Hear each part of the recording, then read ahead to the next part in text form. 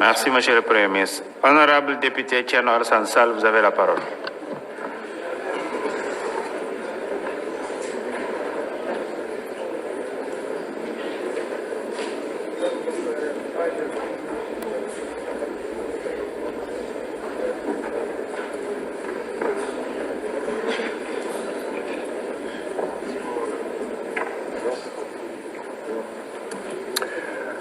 Monsieur le Président de l'Assemblée nationale, Monsieur le Premier ministre, Mesdames, Messieurs les membres du gouvernement, chers collègues.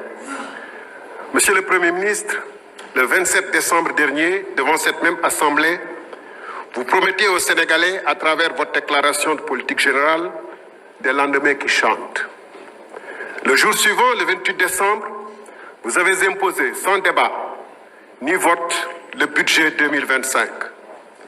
Ce budget reflète votre appréciation de la situation économique et sociale du Sénégal, selon les meilleures informations à votre disposition et, en principe, avec la contribution des meilleurs experts du pays en la matière. Or, moins de 2 mois et le rapport de la Cour des comptes plus tard, vous voilà sur le point de jeter ce budget à la corbeille pour appliquer un plan d'austérité drastique. L'agenda 2050 semble mort-né. Place au classique plan d'ajustement structurel que vous appelez pudiquement pacte national, puisque vous voulez le nommer pacte national de stabilité. Dès lors, la question qui se pose est simple.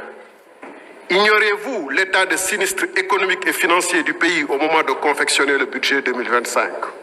Ou alors, aviez-vous choisi sciemment de présenter des projections sans rapport avec la réalité? En d'autres termes, pourquoi avoir perdu 11 mois sans prendre des mesures significatives de redressement des comptes publics, sachant que dès votre arrivée au pouvoir, vous aviez formulé des réserves fortes sur l'état de la nation? En effet, une volonté réelle d'assainissement des comptes se serait manifestée par une loi de finances rectificative dès le premier semestre 2024. Je vous accorde que la situation dont vous avez hérité est compromise, mais vous avez contribué à aggraver la situation. Par exemple, vous avez trouvé un déficit initial dans la LFI 2024 de, si je puis dire, seulement 840 milliards. Vous y avez ajouté votre propre contribution à ce déficit en le dégradant de 1522 milliards supplémentaires, ce qui l'a porté à 2362 milliards. Monsieur le Premier ministre, dégg naa la léegi nga wax ci wàllum réduction train de vie de l'État. fa ma njëkkoon xalaat ni foofu ngay tàmbalee mooy fonds politique yi nga xam ne da nga waxoon yow di dafa araam. Lu araam dañ ko war a teggi ci saa si surtout bu ñu naree jàkkaarloog Sénégalais yi laaj leen nañ leen def effort ndax góorgóorlu gi nag moom lu mu war a dégg ci sa kàddu mooy ceinture bi serré woon na ko ba mu nar a dagg na ko gën a serré weerum koor bi nar a ñëw moom weerum koor 2020 mars 2025 bi ay at lay duré.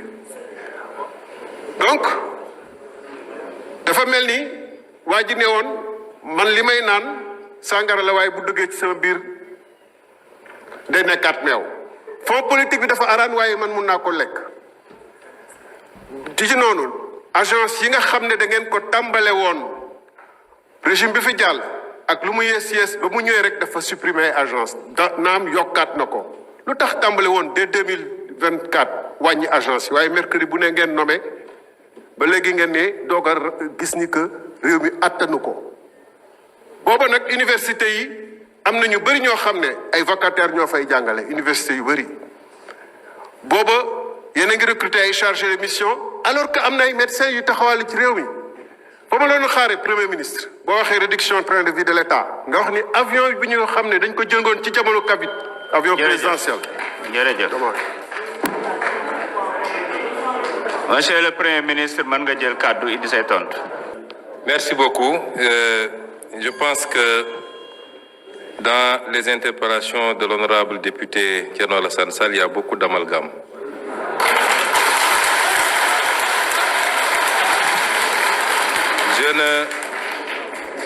Je n'ose pas mettre ça dans la mauvaise foi, Mais je pense qu'à un certain niveau, il faut prendre le temps d'aller écouter ce que les gens ont dit et non pas de se laisser emballer par les commentaires et les commérages. Je n'ai jamais dit que tel fonds était haram. J'ai dit que la caisse noire... Je voudrais, après que vous ayez le temps d'écouter par vous-même, j'ai toujours dit que dans un pays, il faut qu'on soit très clair, dans un pays, avoir des fonds qui sont laissés exclusivement à la discrétion d'un homme, fût-il président de la République, qu'il peut utiliser à sa guise, qu'il peut donner à qui il veut, qu'il peut même mettre dans une pièce, mettre de l'essence et allumer, c'est inadmissible parce que c'est l'impôt des Sénégalais. Par contre, dans tous les pays du monde, et même dans ceux qu'on appelle les plus grandes démocraties, il y a ce qu'on appelle les fonds secrets, qui permettent de régler des situations qu'on ne peut pas afficher publiquement et qui font l'objet d'un encadrement. Et en étant député ici, et en étant dans l'opposition, j'avais fait même des propositions sur cet encadrement-là. Et cela correspond à la vision de PASTEF qui sera matérialisée dans la gestion de ces fonds secrets. Parce que nous respectons toujours nos engagements, nous. Et nous, au moins, on a pris ces engagements, vous les avez jamais pris. Ça veut dire que vous auriez largement joui des fonds politiques, comme vous avez joui du régime de Macky Sall pendant des années sans avoir jamais dénoncé. Et vous ne pouvez pas aujourd'hui donner des leçons. Le budget 2024, le budget 2025 est un budget qui a été pris dans les conditions que tout le monde connaît. C'est un budget à minima qui a permis au moins de sauver cette année budgétaire, de ne pas être face à un blocage à la date, à l'échéance. Mais il était évident qu'entre l'installation de l'Assemblée nationale et le moment du vote du budget, il était impossible de procéder à l'élaboration d'un budget dans des standards que tout le monde accepte. Et c'est pourquoi nous sommes en train de travailler à la loi de finances rectificative que vous appelez, qui sera celle qui sera réellement conforme à notre programmation. Et austérité, c'est vous qui l'avez dit. Nous ne sommes pas dans l'austérité. J'ai l'impression que vous ne comprenez pas ce que c'est que l'austérité. Nous ne voulons pas que le pays s'arrête malgré la situation difficile. Nous voulons aujourd'hui travailler malgré tout, en faisant des efforts sur nous-mêmes, à dégager des marges budgétaires qui nous permettent, tout en continuant à respecter nos engagements, aussi bien par rapport à la dette intérieure que par rapport vis-à-vis de nos engagements internationaux, de pouvoir avoir des marges budgétaires pour lancer le programme Vision 2050. C'est de ça qu'il est question. Et ça, ce n'est pas de l'austérité. Parce que nous sommes très conscients que la plupart des pays, quand ils sont confrontés dans cette situation, le premier réflexe, c'est de tomber dans le piège de l'austérité. Nous ne sommes pas dans ça. Nous sommes dans le réaménagement qui nous permettrait, tout en tenant compte de la situation catastrophique dont nous avons hérité, de faire les bons choix en rationalisant la dépense publique et en dégageant des marges qui nous permettent, dès la semaine prochaine même, dès les jours à venir, de commencer à lancer le programme, que l'économie ne s'arrête pas, que l'investissement ne s'arrête pas et que nous puissions continuer à produire de la croissance, indépendamment de la croissance qui peut provenir des secteurs qu'on connaît habituellement, notamment le pétrole et l'agriculture. C'est ça qu'on est en train de faire. Ça, ce n'est pas de l'austérité, M. Thierno Alassane Sall. Et donc, il faut réviser et revoir un peu ces notions.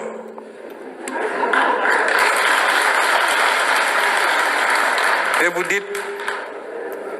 vous dites que nous sommes restés 11 mois sans prendre de mesures. Ah non. Durant ces 11 mois, on en a tellement pris des mesures correctives. Mais il se trouve que quand vous arrivez, vous héritez d'un État. Vous lancez des travaux. On ne se lève pas pour dire je rationalise telle agence, j'enlève, etc. On fait des études pour être sûr que les choix qu'on va faire sont les bons. Un État, c'est assez sérieux. Et durant le temps de ces études, il fallait continuer à faire tourner l'État, comme on dit. Il fallait mettre des gens à la place qu'il faut pour qu'ils travaillent.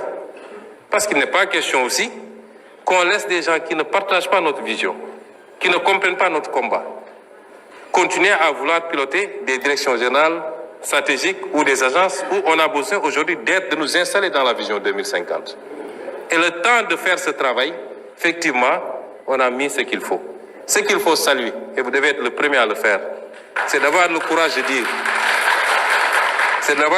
dire, nous ne subirons pas la pression du militant, nous ne subirons pas la demande militante, et nous allons faire les réformes qu'il faut.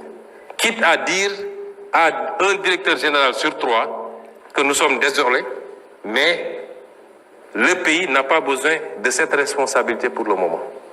C'est ça le courage politique. On aurait fait comme tout le monde, comme vous avez fait quand vous étiez au pouvoir. On allait laisser les choses telles quelles et même créer de nouvelles agences. Monsieur Sall, quelquefois, il faut savoir applaudir. C'est bon. Ça ne vous enlèvera rien. Vous ne pouvez pas vous inscrire dans la critique gratuite. C'est pas bon. Les initiatives sont salutaires et saluées par tout le monde. Mais dites gongo et puis c'est fini. Je vous remercie.